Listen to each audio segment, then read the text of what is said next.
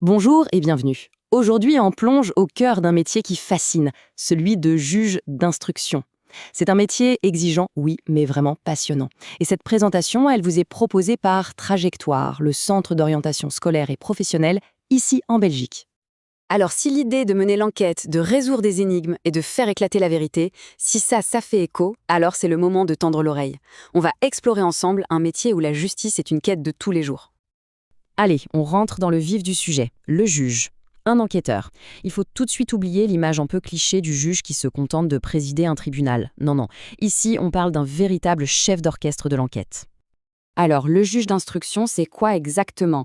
Eh bien, c'est la pièce maîtresse des affaires pénales les plus complexes. Sa mission, elle est super claire. Il doit rassembler absolument tous les éléments, que ce soit à charge ou à décharge, pour construire un dossier en béton, un dossier qui tient la route.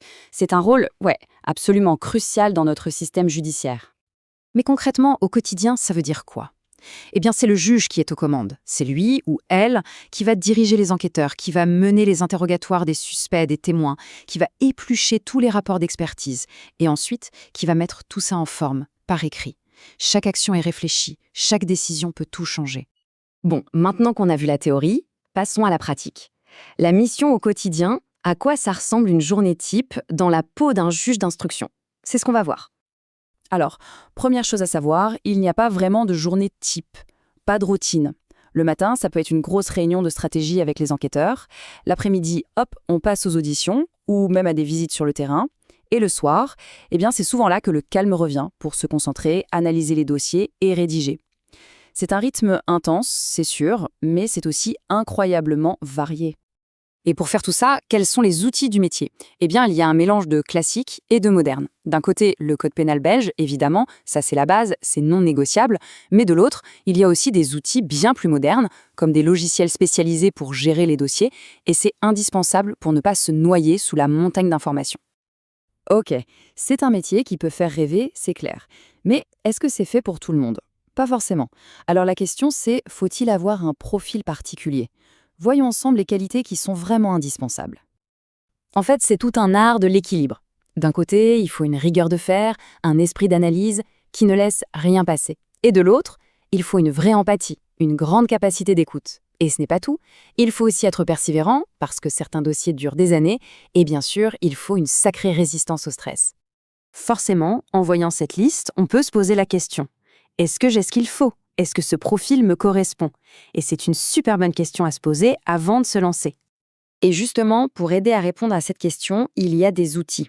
Trajectoire, par exemple, propose sur son site des quiz et d'aide à l'orientation qui sont gratuits. C'est sur trajectoire.be et attention, trajectoire avec un K. C'est vraiment un bon moyen de commencer à y voir plus clair, de se tester un peu. Ok, imaginons que le profil colle, que la motivation est là. C'est super. Mais comment on y arrive concrètement? Quel est le parcours à suivre pour devenir juge d'instruction? Alors attention, c'est un marathon, pas un sprint.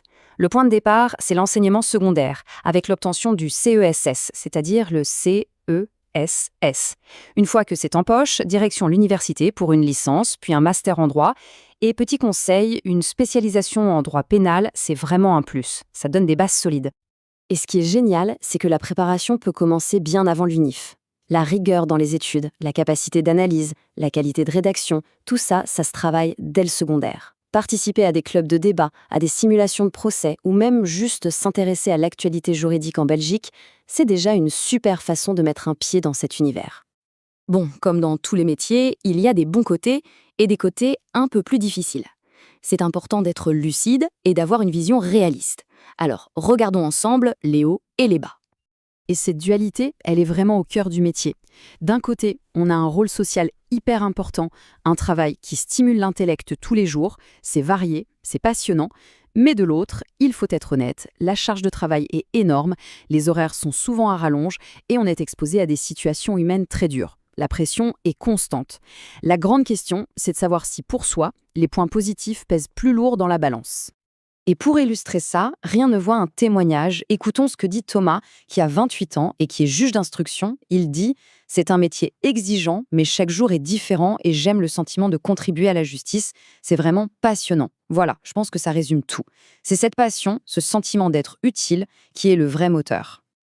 Voilà, on arrive au terme de cette exploration. Alors, la question finale, elle est assez simple au fond.